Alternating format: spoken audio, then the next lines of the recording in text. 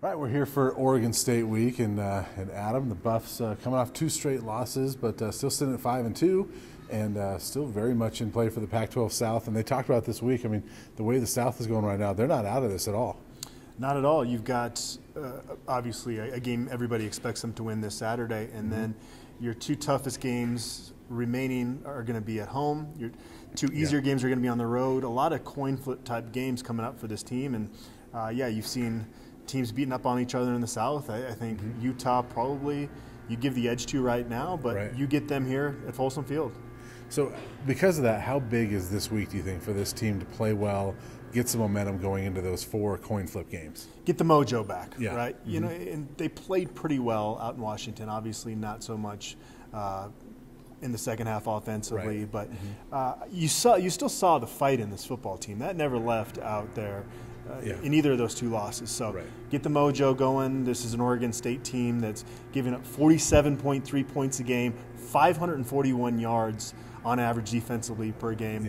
They are not only the worst team in the conference, they're the worst team by a mile. Right. One of the worst Power 5 teams. I mean, they're kind of where CU was during the Emory years, aren't they? There's a lot of similarities there.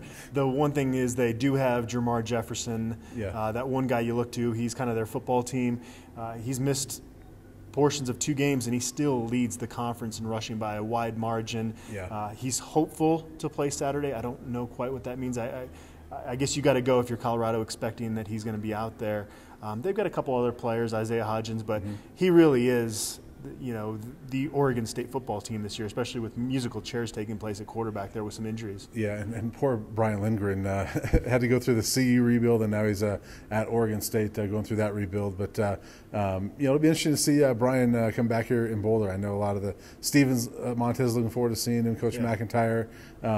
You know, I thought Brian did a solid job here. I know he took a lot of heat. I thought he did a better job than fans don't want to give him credit for, and I thought it was nice to see him land on his feet with a job, and I think he'll get Oregon State going eventually, but it's just tough right now. I'm cheering for him. Yeah, really nice guy. I enjoyed, you know, getting to know him a little bit while he was here. It's so easy for fans to criticize play calling, and I don't think he was the main issue for this program at times when they struggle offensively, but at the same time, when you have a co-coordinator situation, that's not sustainable long term. It was right for this program to move in another direction, for Darren Cheverini to be given that shot, and to have a new guy there. And Kurt Roper's been great for Steven Montez's development. I think his personality kind of matches up with Montez a little bit better than maybe the cerebral Brian Lindgren. But no, I mean, I hope he does well there. That's a tough place to have success, though, in the Pac-12, a tough place to recruit to. Yeah, just tough for him to go from the 11th place offense last year to the 12th place offense. But obviously the bigger deal for Colorado, they always talk about we focus on ourselves, and you know, they're the team they got to worry about. And this is one of those games that's totally true. I mean, they've got to worry about playing well themselves. But one issue I know you and I both talked to people about this week is cornerback. They lose Chris Miller for the season with a wrist injury. Delrick Abrams missed the Washington game, but it sounds like he'll be back. You know, you talked to Ashley Ambrose, I talked to Trey Udofia this week, but your thoughts on the cornerback situation? Well, it's huge that Delrick Abrams is back. Ambrose told me that, he's graded out as their best cornerback this year. And Chris Miller, it's a shame for him. I know he got beat on the double move out at USC, but he was playing really, really well in that Washington game and was seemingly really taking that next step as a player, and has a really bright future still, obviously. But Trey Udofia might be that next man up. We saw him obviously play late in the Washington game. You had mentioned that he came into camp out of shape and with too much weight on, and he's lost that weight now. So Ambrose said he's been really pleased with how he's been moving around. So I know I got questioned a few times on Twitter as to why he wasn't playing more. It was because he had bad weight, and he's lost that now. So I think he's the guy that you got to roll with there, because Dante Wigley has struggled this season. Yeah, and to clarify, after talking to Dante, I don't think it was necessarily out of shape or bad weight. There was just too much weight. You know, he bulked up. I think he was in good shape as far as being a healthy guy, but it was just too much weight, and it was slowing him down.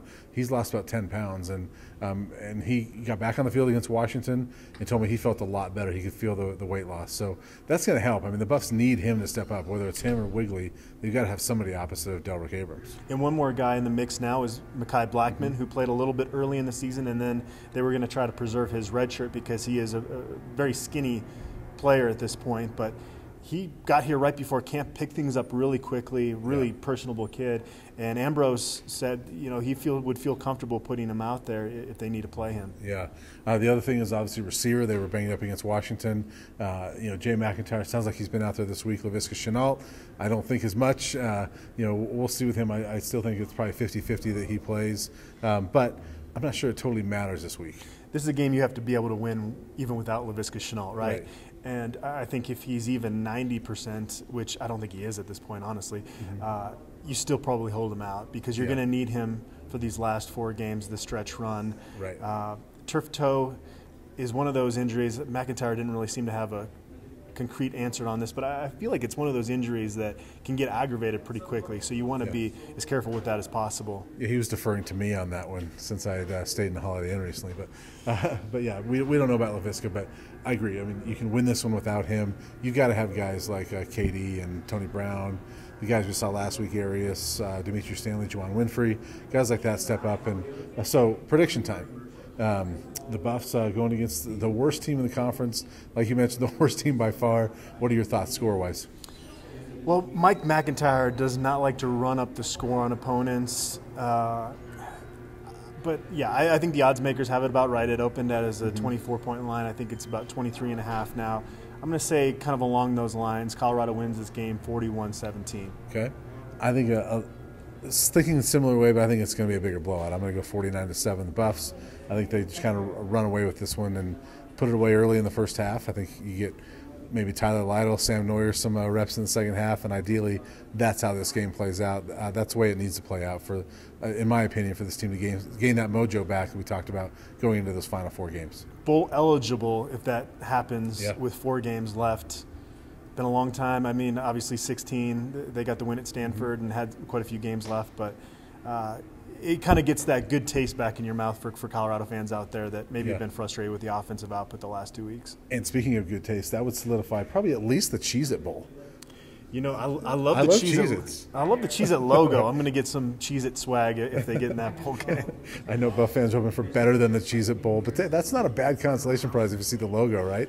You get a Cheez-It Bowl shirt. Yeah. Maybe a tumbler. We'll see. We'll talk about that in December. All right. Well, that'll do it for us this week. We'll be back after the Oregon State game to talk about that game and recap that, hopefully a win.